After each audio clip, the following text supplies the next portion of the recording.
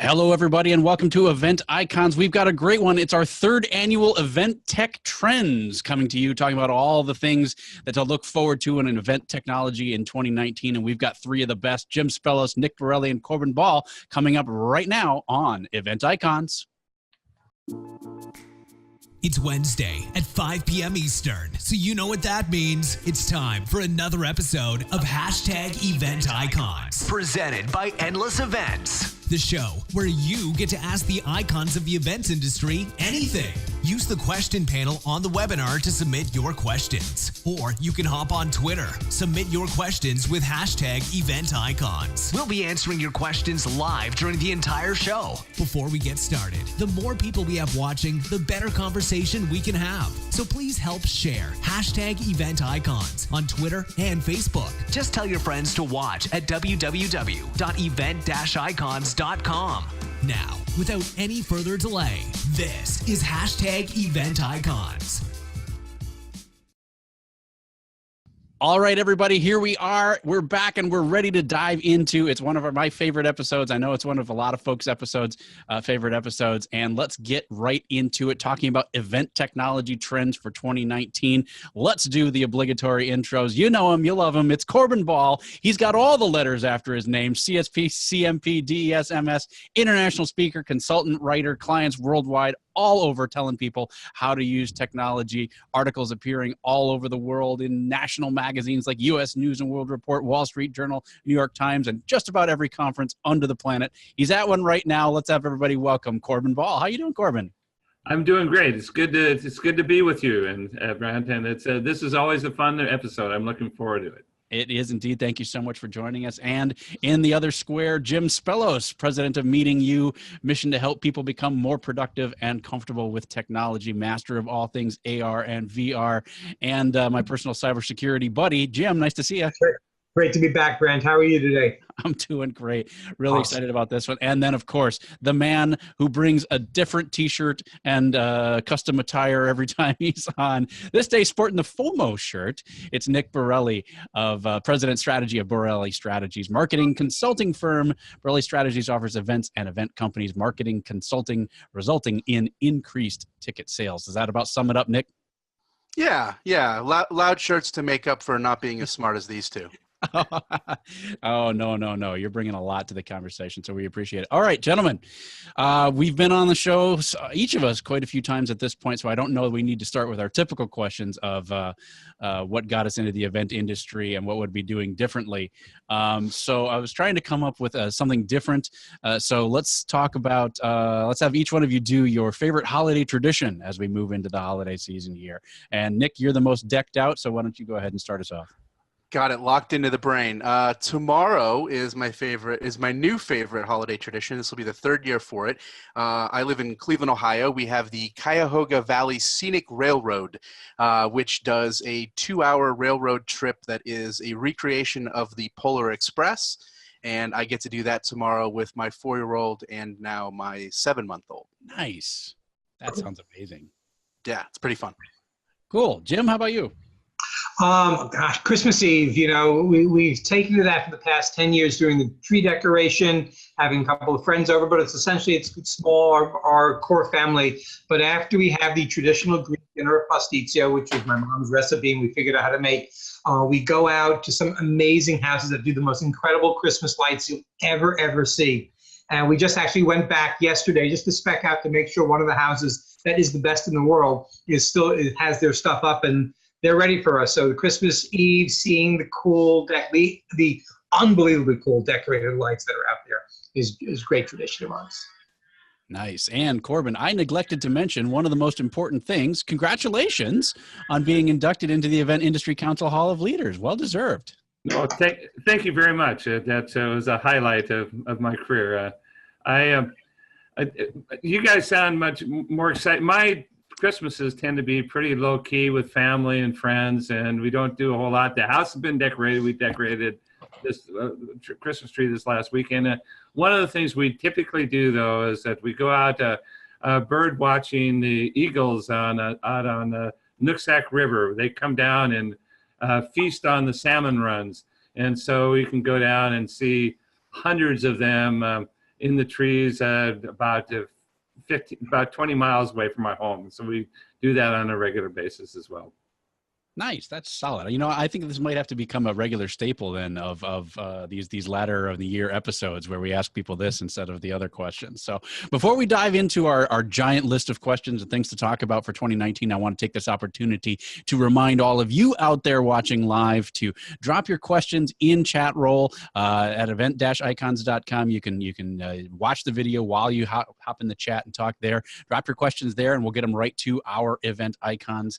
Same with Facebook. If you leave your questions there, they'll get them forwarded over to us and we'll answer those questions live. So as we get into some of this stuff, if we go too high level or you want to call us out on something, go ahead and dive in. All right, gentlemen, it's been the year of the acquisition. It seems like so I can think of no better place to start than maybe we talk about all of the massive purchases, the integrations, the changes. Was there one that surprised you the most? Does anyone want to jump on that one? I think it was this year, and you know, it surprised me only initially. It was the Amazon Whole Foods purchase, and it might have been late last year. I just am all foggy with dates anyway.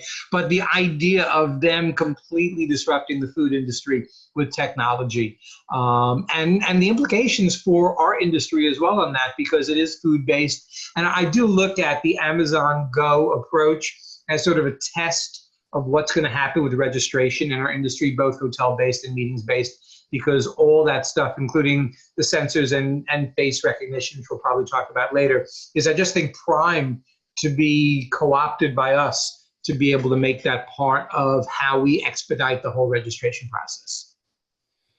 I love that you use prime in there. That's great. Yeah, you know, it took me a while to get that word in there. It worked. It looks like it happened in 2017, but a lot of the stuff didn't really start, you know, coming to be until this year. And absolutely, and you're starting to see all kinds of things. The two that really stood out for me this year, it was Cvent, the 800-pound gorilla purchase of social tables. That's a significant component that they didn't have in their repertoire. But I think one of the most significant ones was the purchase of ITN by Eventry.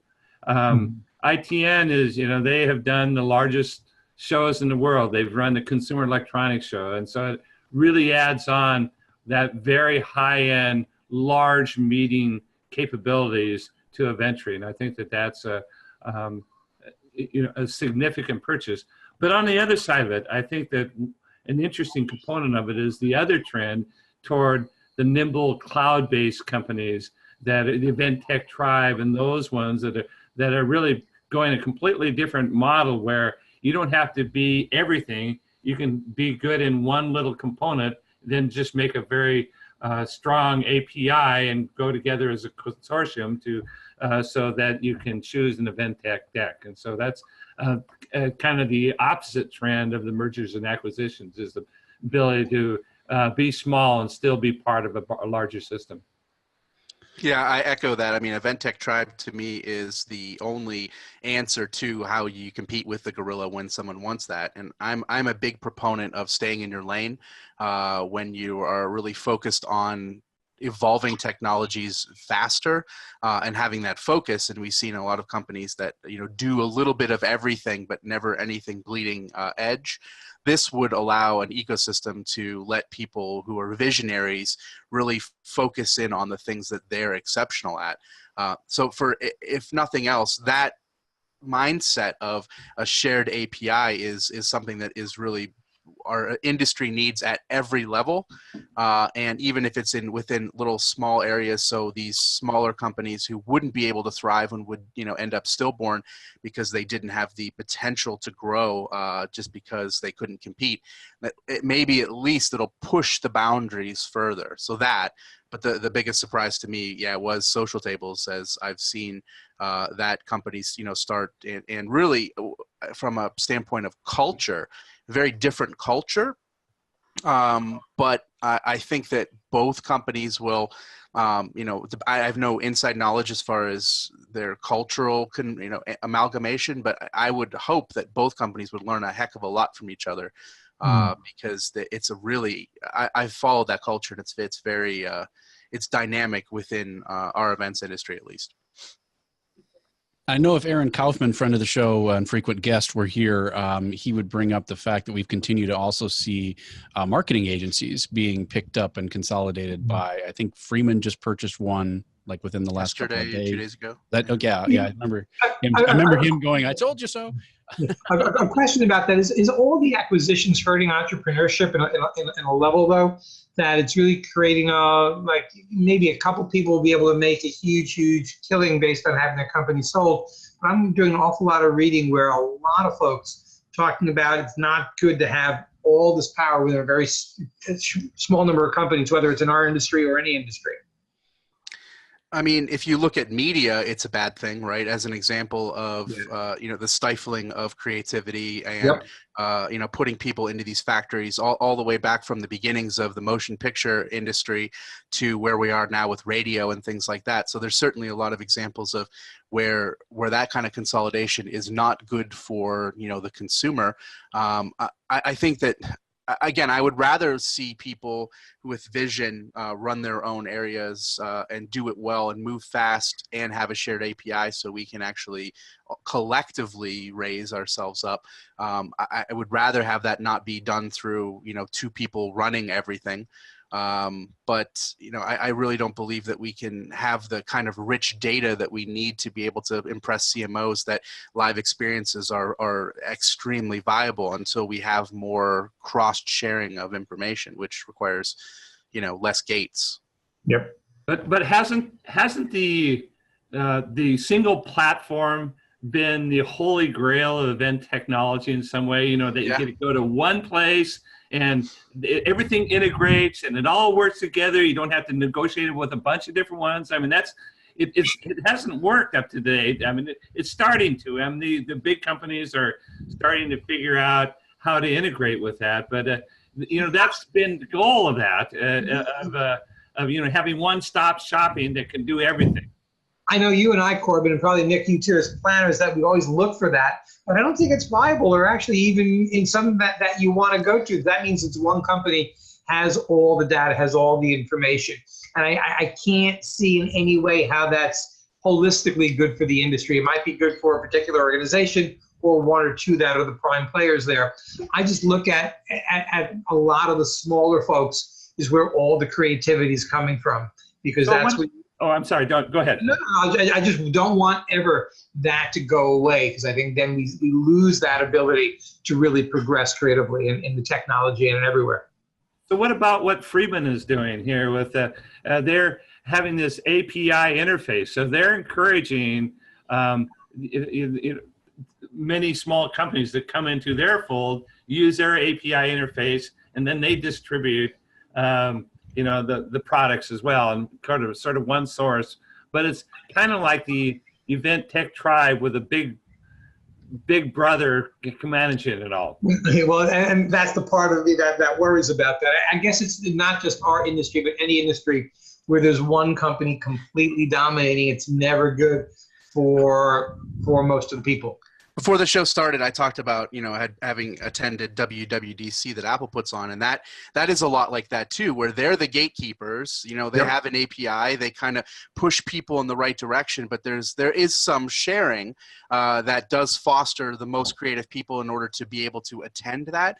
But ultimately, the river is being, diverted to the direction of their field, right? So if you look at any of the platforms that actually host the apps, there's not that many games in town already. So it's every other industry's, it's all goes that way. And unfortunately, you either go down the route of our rest of our conversation being about politics and about, how much, regulation needs to go into this stuff, or we could have more fun and maybe not.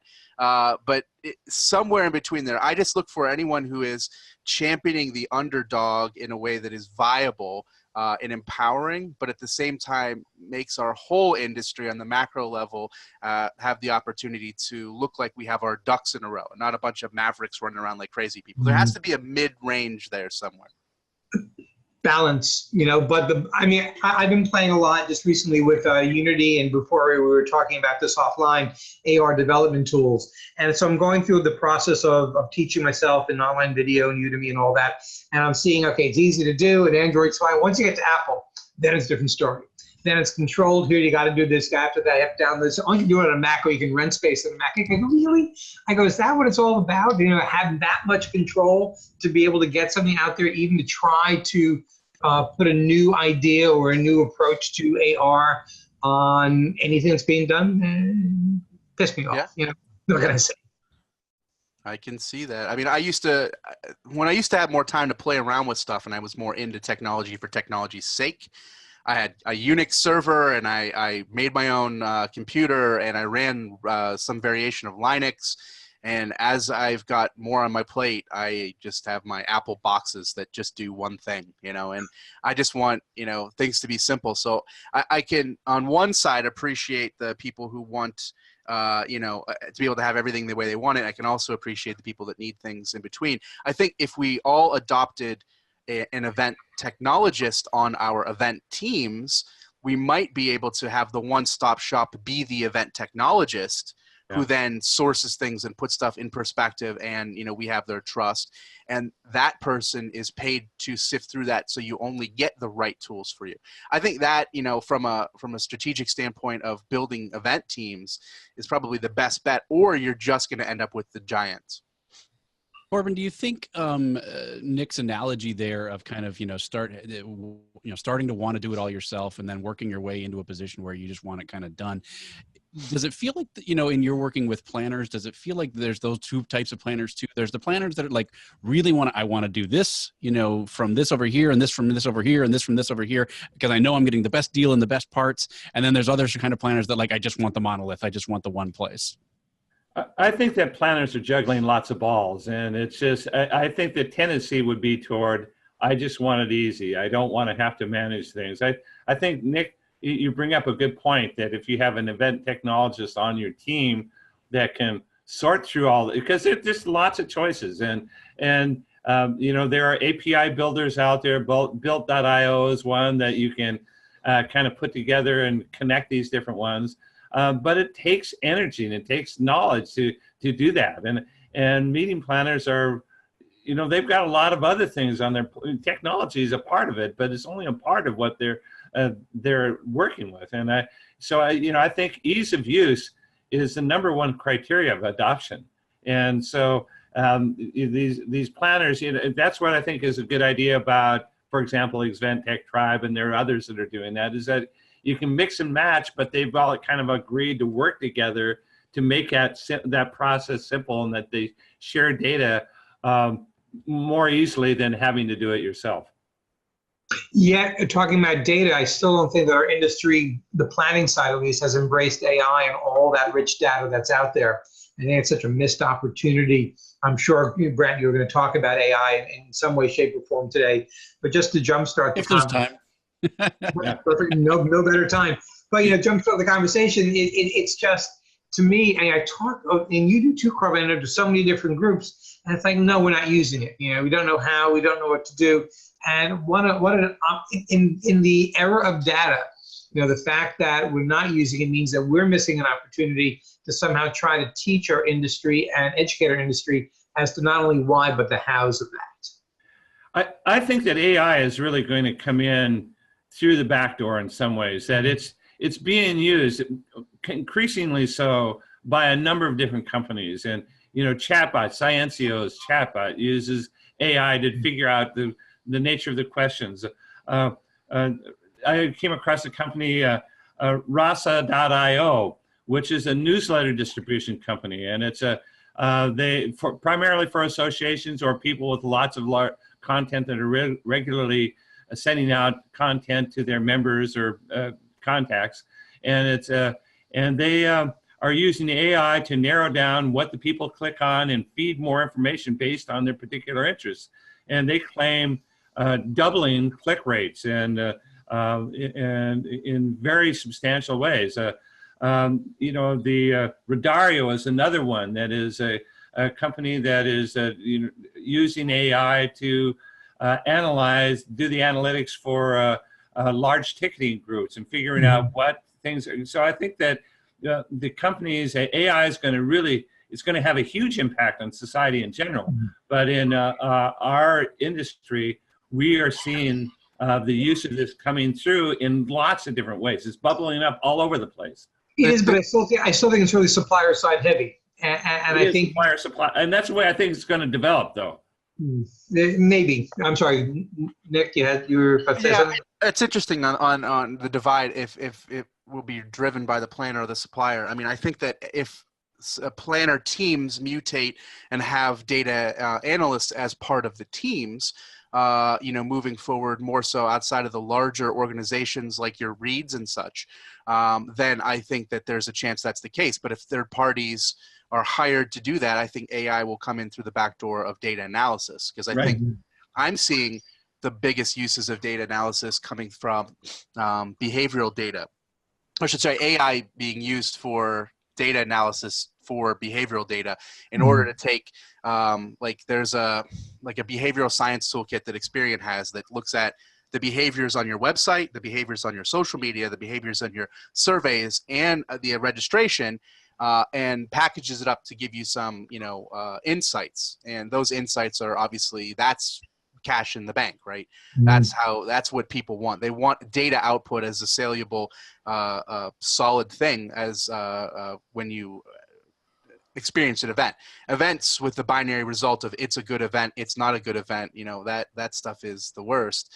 I think being able to say it impacted emotionally these people this way, or there was a change in behavior for this group in this way based on this insight, that's the kind of information that AI is quite good at. And speaking of insights, you have Excel's announcement that they are going to be integrating AI insights into 2019. Saw that. And I've seen it in very rudimentary form. A lot of the feedback on it is it might not be ready for prime time, but clearly it's a first step of what's going to be multiple approaches they're going to take to be able to simplify the AI process for everyone that has data. And since, if nothing else, we are rich in data in terms of registration, it'll be interesting to see how planners jump on that core information initially to learn more about their organization that they might not have known before. Yeah, I mean, Excel is the backbone of so many different things as well. So it'll be curious to see what will leap off of that, and maybe potentially some of the database systems that exist right now might actually utilize the API of Excel to get the AI aspect of it. So I want to start shifting us toward our major trends for next year. One of the ones that I'm telling folks is along the lines of what you're just talking about, that we're going to see AI in everything, that whether it is or not, it's going to be, even more a marketing word, I think, this next year than it was this last. And that every bit of technology is going to have AI or machine learning somehow attached to it. So my question is, and we're getting a similar question from the chat room from Lori, is, how do planners know how to use it when we do have it? And then B, I'm kind of tacking on, how can we help them? How can we encourage them to look at it objectively to decide whether or not it's actually something that's going to be useful and not just marketing buzz? That we're actually able to help them say, okay, if it's going to be listed in every single product that's coming at me, how do I tell which ones are going to actually help me out with my life and my event? I think you need to start with your goals and not go the other way, and not go at it and say, what can this technology do? But go at either the technology provider or, some intermediary and say, these are my goals. Do you have a utilization of AI or even not that can take these things on? And I think that those who implement will then be in the position to make those decisions. But I think that it has to be goal-centric, or it will just be fluff. And I think that's what I see the most of people that get intimidated or fearful of technology, is that they think they have to adopt everything, or they think they have to jump on it because one of you guys say it's a trend.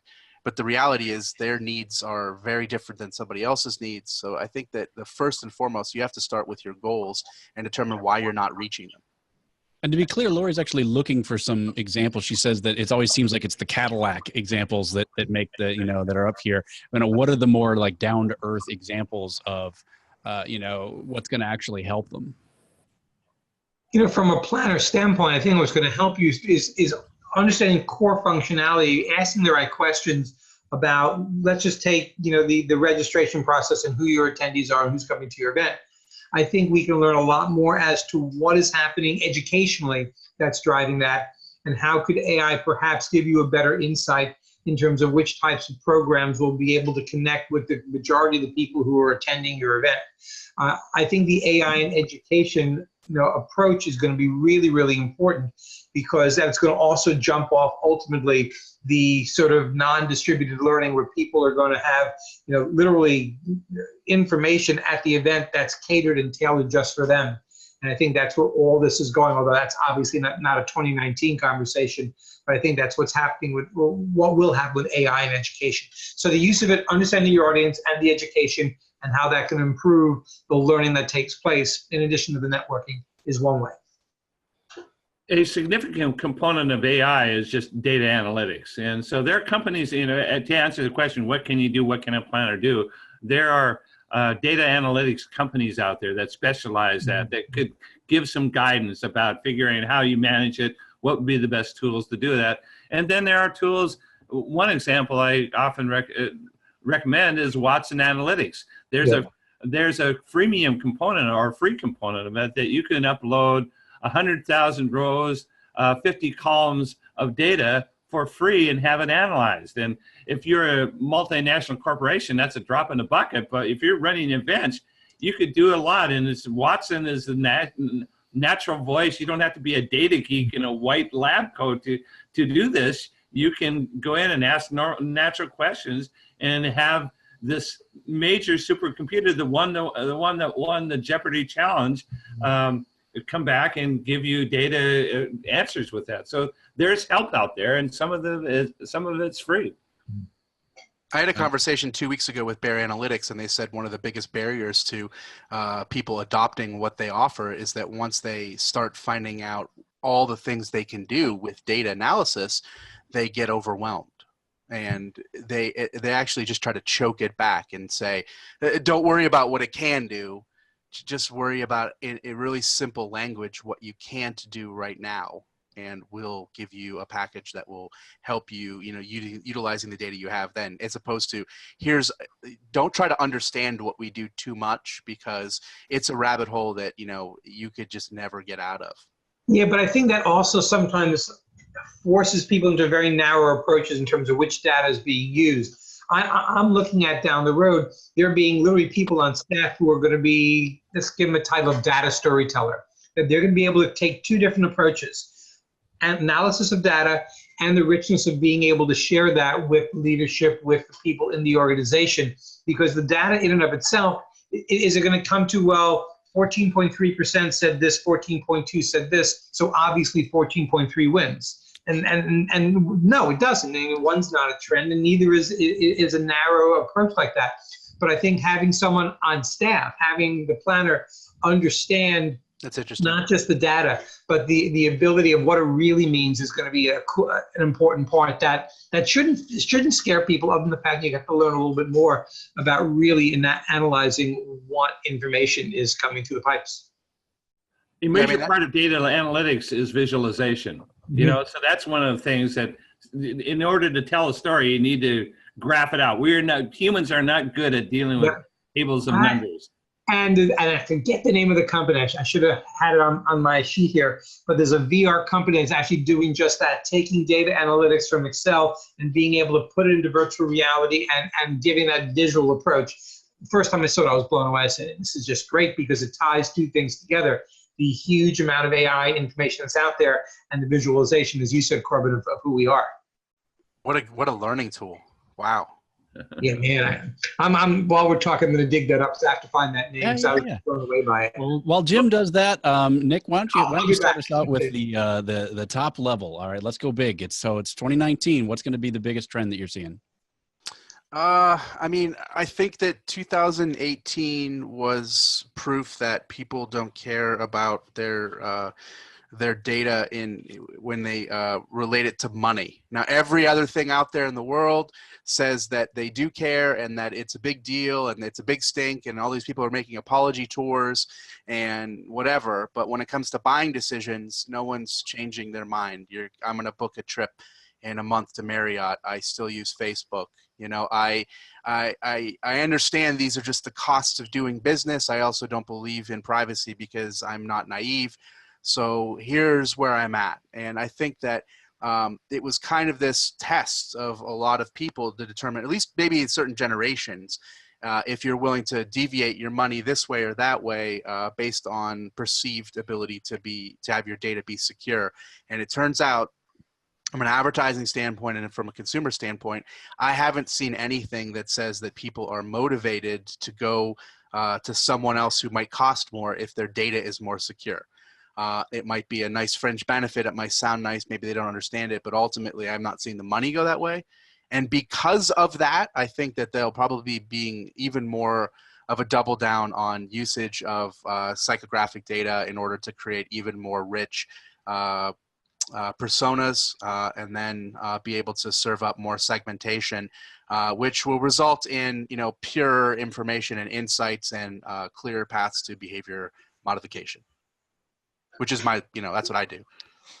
Well, I mean, yeah, I mean, which sounds creepy, doesn't it? It sounds like, well, it's Christmas and people buying IoT stuff is flying off the shelves. And what do you want to do? You want to spend $50 for a Philips Hue outlet, or the $3 for the Shanghai 6-pack that comes from Amazon? I tend to agree that when it comes to data, there's going to be a few people that peel off. Yeah, there's always going to be the people that's their thumbs on the pulse of it, or it's a real concern of them or theirs or what have you. But like large swaths of humanity seemingly are giving up their information about themselves as a trinket for any sort of convenience or flashy cool things, myself included. So I'm not trying to say I'm above it all. I am way beneath it. By the way, from Facebook, Richard Folks is telling us that he's in Munich visiting Watson IoT again tomorrow. Oh. If he ask for those of us in the events industry. Ooh, Richard hit me up with some digits there. Yeah, absolutely. He's a smart guy too. Very cool. So Nick, you're saying it's the overarching trend is what the lack of caring about? Well, because of that, I think that people will be less gun shy and probably a higher adoption. Like the beginning of last year, GDPR, and you've got all of these breaches and Facebook, and it looked grim. And now we're on the other side of it, and Facebook has a record Q3. I haven't seen anyone predicting Marriott to take a huge hit based on that. Consumer organizations like Target and banks are losing your information left and right, and not a lot of market change. So I really think that the people who are not sure about investing more in stripping people with their consent of data in order to have greater insights, in order to, again, events are about behavior modification, in order to get to the modification, I think that people are going to be less gun shy. So I see more personalization. I see an increase in persona-based segmentation and a lot more rich data that will actually be leveraged without any kind of fear of the consumer backlash. Because you're not going to do worse than those companies I just said. All right, Corbin, you're up. Top trend for 2019. Excuse me. I think that I agree with what Nick said as well on that. It's super cynical too. Sorry. On the broad level, I agree with that. It's I think that there's some interesting trends that are happening that on a narrow, specific way. One that's really hot right now is facial recognition. It's this is the Zenus and Field Drive were the winners of the IBTM Technology Watch, and they've won a number of different awards. Zenus has just been, 2 days ago, CBS, a major registration company in the United States, is taking on Zenus as part of their facial recognition. And I think that the potential there for increasing the speed of registration process is significant. And I was in Borneo this summer, and Zenus had licensed the software to an audiovisual company there and so we're starting to see this. It's still in the early stages, but it's a new technology that we will see more of. That's a significant one. I think we're going to see a lot of buzz and activity in different components of VR and AR. There are many drawbacks in these areas. Augmented reality goggles are HoloLens or Magic Leap. They're way too pricey for the average person to, for wide use on that. But there's a lot of opportunities down the line in using handheld devices, using VR goggles for site inspection and for exhibit experiences that I think we're going to see a lot more activity in this space. All the major tech companies have spent billions, and we're going to start to see more of the fruits of that labor in this next year. I want to put a pin in AR and VR just because I know, Jim, that's a passion of yours. And so I want to come back to that in just a minute. Corbin, I jotted down from our, kind of pre-show chat when you brought up facial recognition. What I wrote down was just, is it a bridge too far? Is that going to be, I want to ask all of you guys, is that going to be the thing where it's like one step too far? When we start looking at, just giving your faces away. I'm seeing some nodding heads. We're not ready. We're not ready for that. Yeah, I saw. Corbin, did you have a chance to test out the Experian facial recognition? It was launched today at Expo. I didn't get a chance. But I did check the CDS version of that. Yeah. So you're right. This is a really significant issue, though. Is where does it become creepy? Where to the point where I think that society needs to have a conversation. We in the United States, we need to have a conversation about where does it go? Do we want our government to be finding dissidents, using facial recognition? There's some issues with this that can be really broad-reaching that we have on. But regarding events, it's not about hiding our identities. We are wearing name badges. It's about connecting with people, and the systems that are used, they don't retain the face.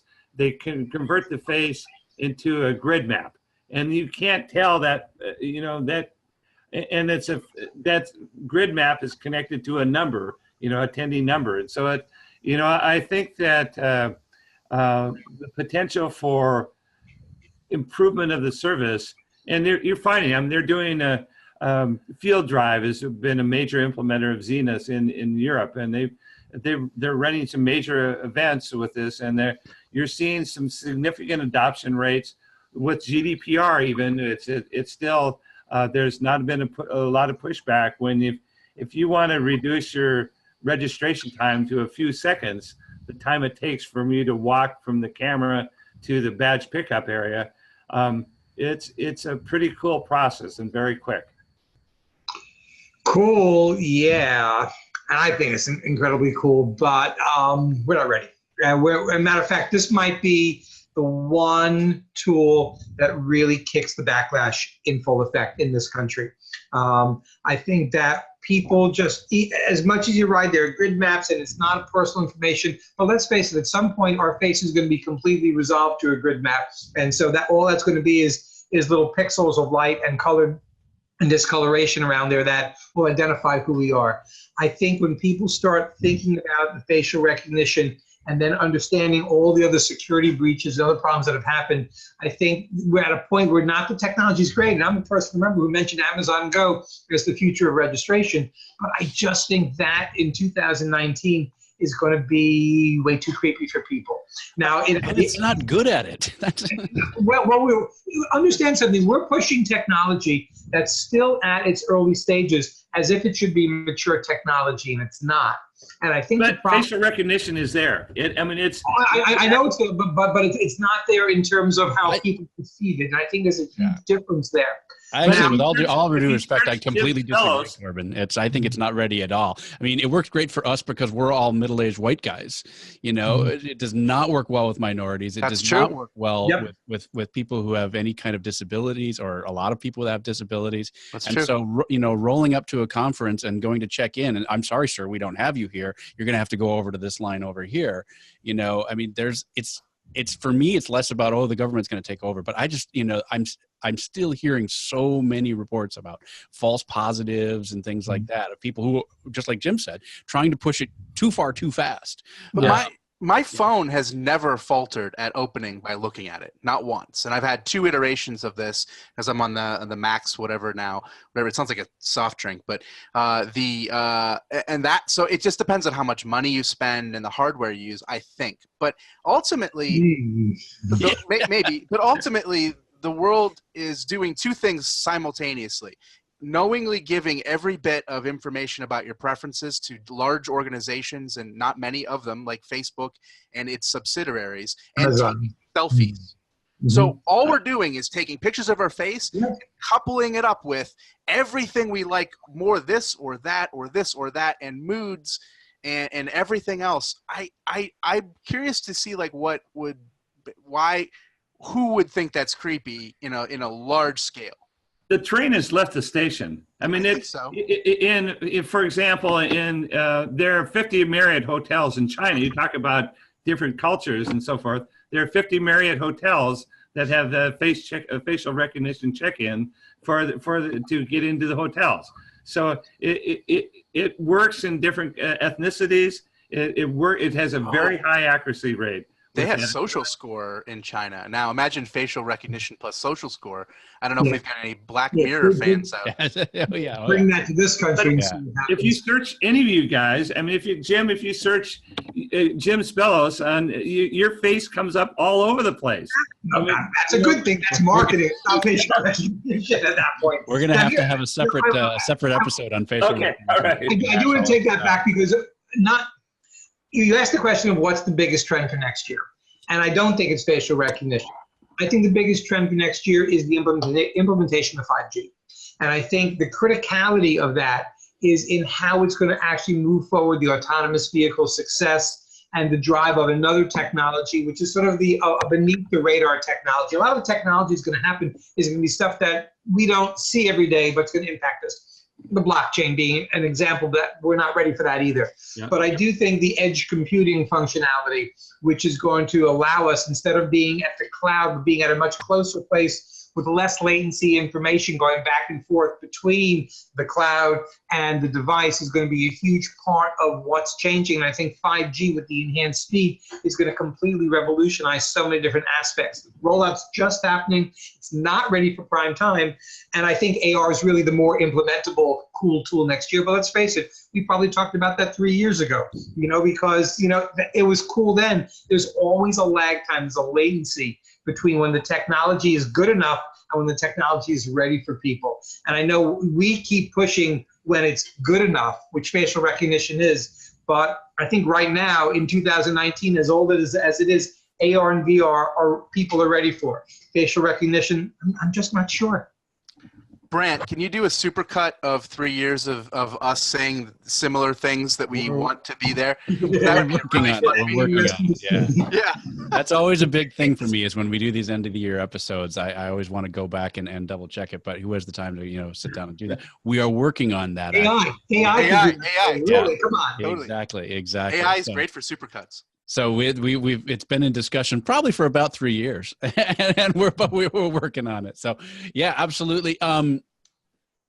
When it comes to AR and VR, as that seems to kind of just continue to iterate, Jim, I'm curious though, do you think now that we're seeing investment from the military buying, a gajillion HoloLens from Microsoft, and investment in a lot of the other VR technologies and AR technologies from big business wanting to use it for training and things like that, do you think that investment is going to help really move that technology forward over the next year? Yeah, it has to. And the more it's going to become something that people have experienced and interacted with.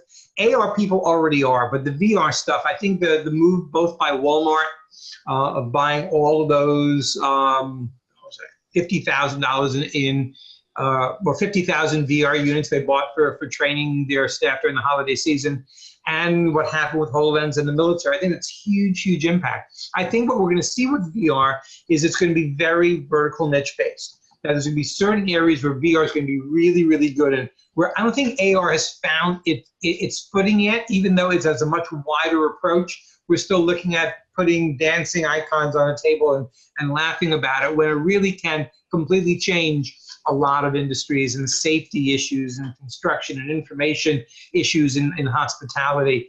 I do think within 5 to 10 years, we're all going to be wearing some sort of glasses that are going to have AR focus, and the fact that both the company North that we talked about offline, that now has a store in Brooklyn and Toronto, doing prescription AR, and what Bose has come out with the audio AR this holiday season, I think it's just showing us how that's coming into the forefront of our everyday lives. And once it comes there, we're going to find the applications within our business. Yeah, I mean, cool. I'm sorry, go. Yeah, the All Seated, which is we talked about social tables earlier, Yep. a table or a company that does something similar, but they're actually investing more in the VR sense because it's a little bit more collaborative, it's a little bit more immersive, and it is a sales tool in addition to a logistics tool. Yeah. And I think that, like, if I'm a hotel chain and I'm looking to compete with, you know, one of the biggest competition around, which is Airbnb can't do that. You know, their inventory is spread out house to house to house versus hotels. So I think that, like, from a strategic standpoint of sales and immersive sales, and also a way to combat the gig economy, I think that there's an opportunity for VR to be used for that. That is available right now. And web VR, and we keep talking just about glasses, but really, you know, that's you look there at, too. Yeah, I mean, that's a huge part. Why, and Corbin, maybe you can answer this one for me because I don't get it yet, why every salesperson in the world in our industry doesn't travel with a VR unit to be able to much better showcase their property than they can through static pictures or going to a website. I don't get it. I think that's probably one of the most direct applications of VR, to do that, is to take somebody to someplace, and the production is easy with that. You know, the challenge with VR is that in many cases it's immersive. It takes you from one place to another. It's the Star Trek holodeck. And when you look at it as it applies to meetings, there are limited applications for meetings. And one is a virtual site inspection, one would be virtual event attendance. But, you know, the price has got to come down and be standardized before you're going to see that part of it. There's the booth experience, although it takes a while to sanitize and put on and show the people's controls, so it's relatively slow. But for virtual site inspection, and also for room diagramming, All Seated is really smart the way they're doing. They're using Google Cardboard, you know, it's a really inexpensive. You can send it out, and and people can use their phones to experience that. And I think those are the great applications. It really might, like, get rid of some of the, like, you know, the worst 10% of bad fam trip people, right? You know, and just here's a piece of cardboard. You know, we'll don't bring your family on a vacation on our dime. But I really think that, like, that, I just look at it like that it's the one thing that Airbnb can't ever do because it doesn't scale to be able to have every single home like that. And as much as, like, it's a significant inventory. I mean, it's a larger inventory than all hotels combined. But when it comes to, like, but you know, they could do AR, you know, and that's the thing, an awareness there. If they had a kit, yeah, and everyone was trained on how to do it, yeah, that's scalable. Ultimately, I know we talked about this. One of the issues with AR and a lot of these tools is that it's so monetized that, for example, AR, Google and Apple, you know, not playing nicely together, not going to, in terms of if you have to develop something here, you have to develop separately for the other operating system. And I'm thinking that they would make a lot more money if those APIs were so open that you just bake it into the OS. You don't have to then have people develop and download a separate app for every AR experience they have, and then allow that to absolutely flourish. And it would, because it's such a great storytelling tool. Yeah, we're going to have to, as always, the hour goes by too fast. So we're going to have to leave AR and VR a little bit, but we've got about 10 minutes left. There's a lot of great comments and questions coming in from the chat.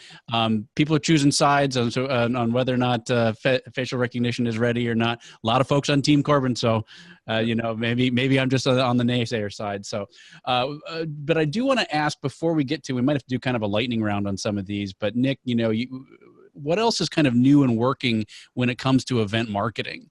Is there any other technology out there that's really floating your boat? Yeah, I mean, and now full transparency, I work with Snowball, but I was one of those people who, was a client before. And Snowball is an event influencer marketing platform. I believe when it comes to marketing, influencer marketing, bubble has not burst when it comes to the events industry. Other industries, I'd argue that the bubble hasn't been burst. That just people like to say that because the savvy people can see through it. But the majority of humanity is fine with the idea. 75% of Gen Z in America uses ad blockers. Isn't that crazy? So that money, is down the toilet for those types of people. The algorithms are forcing more and more brands out of social media, and everyone still makes their decisions based on word of mouth. So influencers are here to stay, and they're not just Gen Z and millennial devices. In the strategies that I work on, I find that the most successful influencer marketing works in the C-suite. A 101 attendee who's never been to your conference before, who's new to the industry, you just have to serve up some, kind of wayfinding to make it approachable. But the C-suite person just wants to know, if Fred says it's good, it's solid, I'm going to go.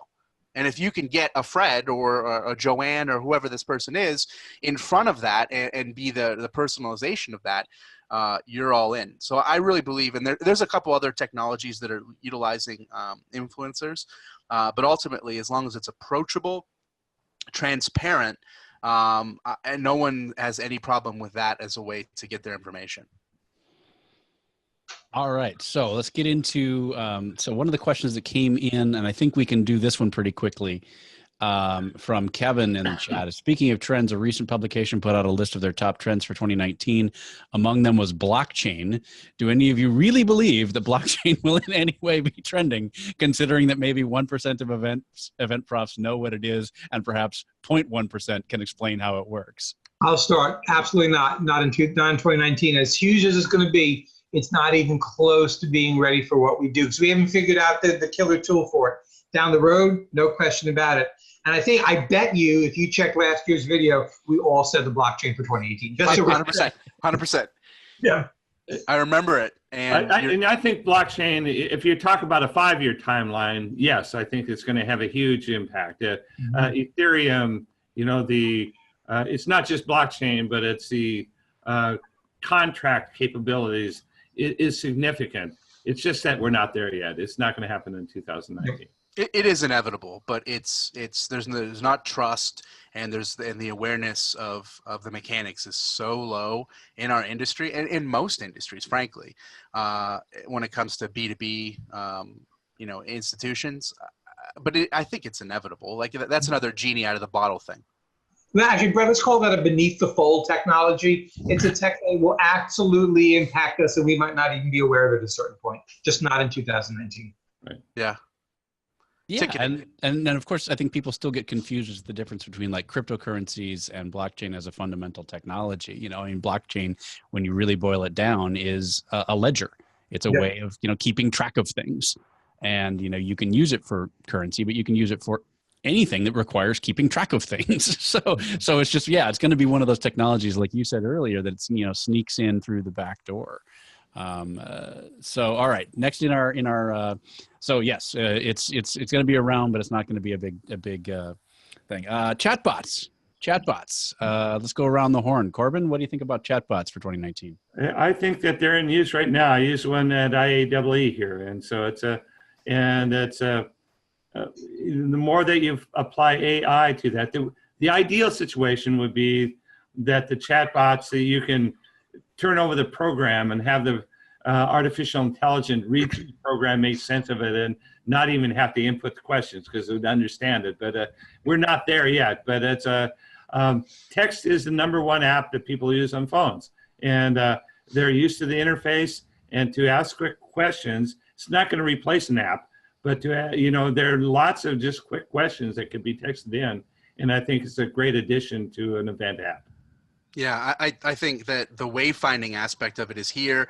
BizBash uses, into some, fun and kind of quirky ways too. The next iteration that I want to see more of is the analytical insights to be able to then be programmed into events. So what are people asking for? How are they asking it? And then that the technology exists for that, that's fine. It's more on the event planners to look at it differently, to say, okay, how can we then use this information, and what can we ask, and how can we position this in order for there to be data that we can use to actually manipulate and design experiences to be better. And 3 for 3 chatbots are ready for prime time. They're like AR 2 years ago. They were ready, but we weren't ready for it. But I think the only thing that surprised me about chatbots is that there's really only one company in our industry focusing on it, and that makes me scratch my head. I love what CNCO is doing, and I think their event chatbot is great. I'm surprised there aren't more companies that are really going after that market, and I wouldn't be surprised if it happens in 2019. Probably somebody in that process. Yeah, there were a couple that actually beat them to the punch, but they're not around. They're not, who's, do a little marketing, for crying out loud. We touched on it a little bit with the Marriott thing, but if we could do a real quick cybersecurity, what do we think we're looking at in 2019? Is it going to get worse before it gets better? It's not going to get better for a long time. We're not paying enough attention to it. It's going to be the driver for why facial recognition might not explode, because people are going to start putting that together with security, even though it's really not the issue. But again, we're not dealing with a linear thought process, we're dealing with emotional approach. I think we're in for a lot of issues, and with another presidential election coming up, it's going to get really ugly in the next 2 years. Yeah, people need to make it a priority in their lives, and there has to be a cultural shift for that to be something that is, because it's people that are messing it up. It's not, any kind of mysterious forces or technology. It's behavior. I mean, one of the behaviors that made everyone go, oh, really? At this conference I was at Javits Center was they were talking about airlines and how you take as soon as you get into your room, you rip the tag off your bag and you put it in a trash can. But those are a series of codes that, if you understand what those codes mean, they give you a lot of information about your identity. And that's just one little tiny thing in our lives that the human part of, if you know to look in every trash can of every single person at every single hotel, that data is worth something. Everyone was savvy in that audience and still didn't know that, right? So I think it takes mass education at a pretty fundamental level, and it takes a big cultural shift for that to be, a significant change. We're just putting our thumbs in these holes right now.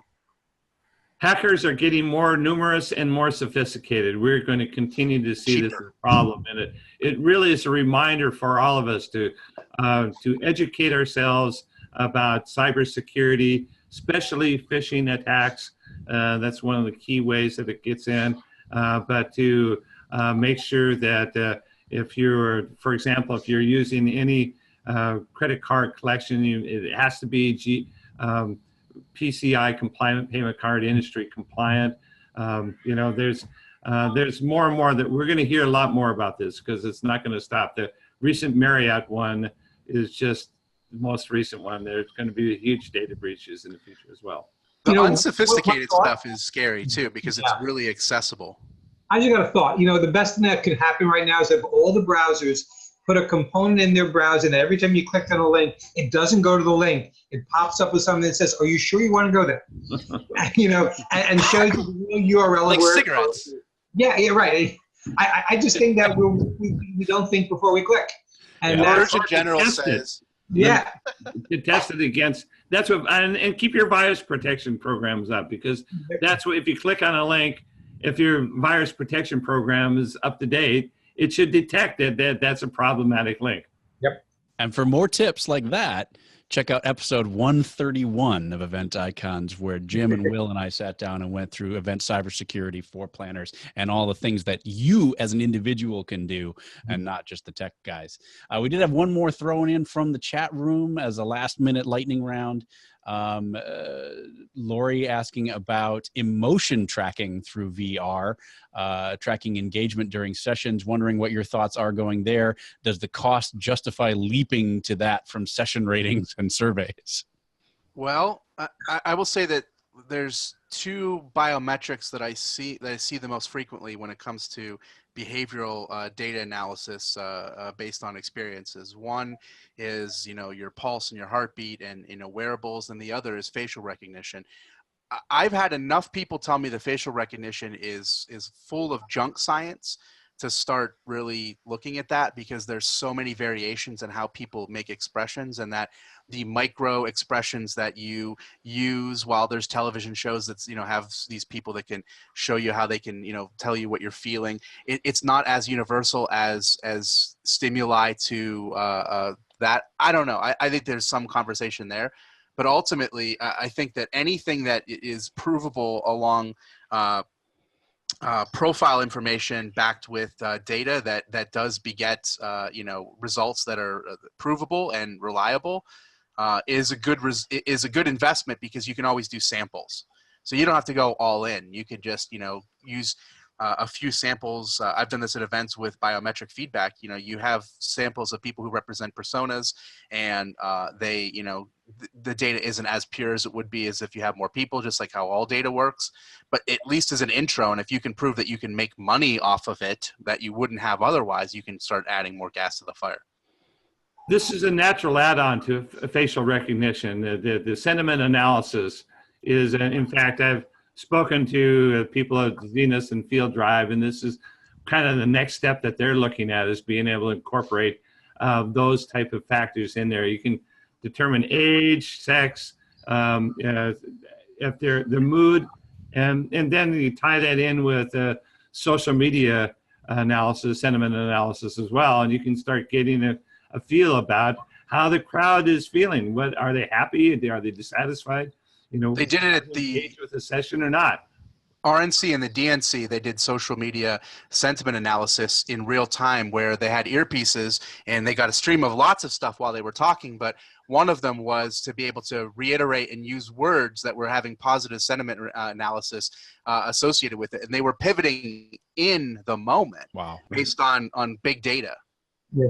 You talk to any creative type out there, or really great poker players, but not most poker players who think they're good at it, and they understand how important that eye tracking and eye tracking, the facial movement is. The face doesn't lie.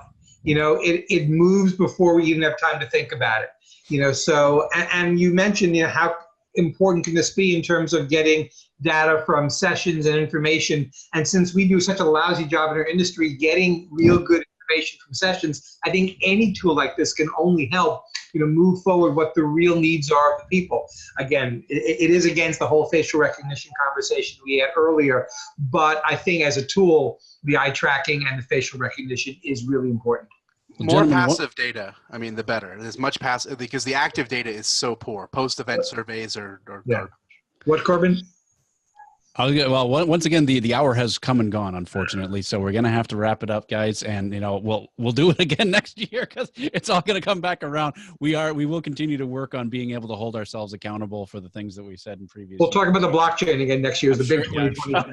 I'm sure we'll throw in blockchain. But before we go, we do want to give you guys an opportunity. We'll kind of combine the last two questions that we normally do into one. So as we kind of say our goodbyes here, I'm going to ask you guys to choose either a tip that you've got for event planners going into the new year, or any cool new resources that you want to share, websites, blogs, or gadgets. So either a tip or a tool that you want to share. And Mr. Corbin Ball, why don't you lead us off?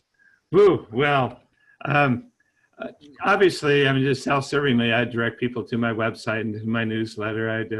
I track this stuff, and as Jim and Nick do as well. But but just kind of one. I was on the IAEE show floor today, and I just saw a new technology that I just thought I would highlight. It's called the indoorlab.com, and it's a small area, but it uses LiDAR, the same technology, light detection and ranging, that's used in autonomous vehicles right now, and to determine the numbers of people flowing through a space.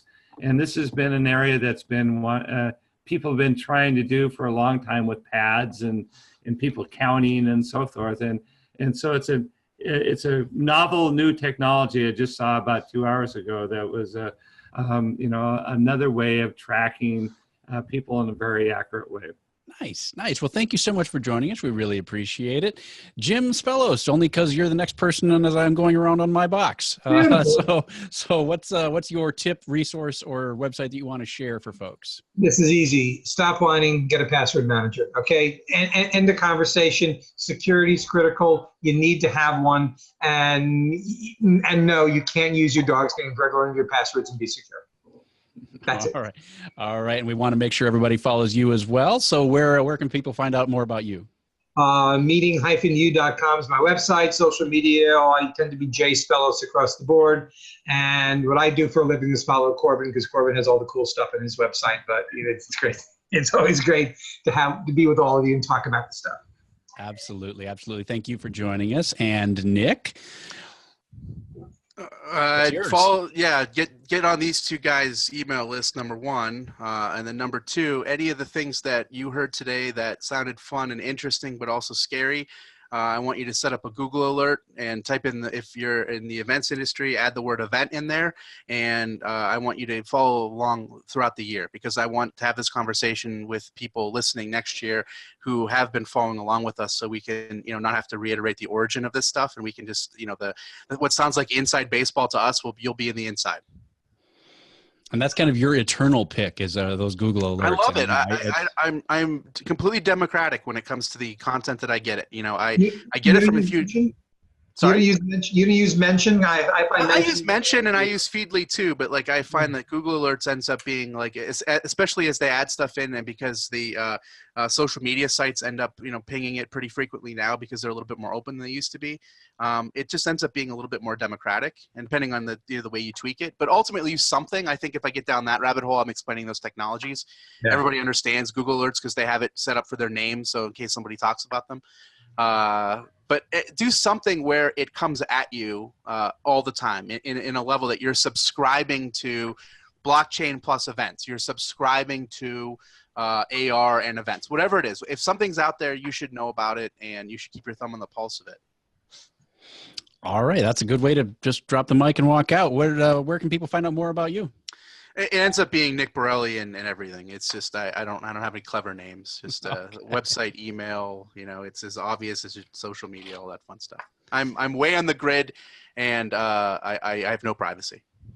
All right. So Nick Borelli, Corbin Ball, and Jim Spellos, thank you guys so much for joining us. I'm Brant Kruger. It's been my pleasure to be a part of this conversation as well. I really, really dig it. Thank you guys so much. Thank you all for joining us as well. Richard, Lori, Baloo, Kevin, and everybody else that was in the chat room chatting away, choosing sides, taking teams, throwing questions out there. Thank you so much for joining us.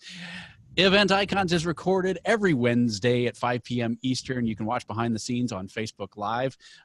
It's been released the following Tuesday on iTunes, Pocket Cast, Stitcher, or whatever your favorite podcast application is. If there's a platform we're not on, let us know so we can be there. And if you do choose to use us on iTunes or one of the other systems that are out there, please do leave us a review. It helps people find us. And so I've been told. I don't know if that's actually true or not, but everybody says it at the end of their podcast, so I thought I'd throw it in there as well.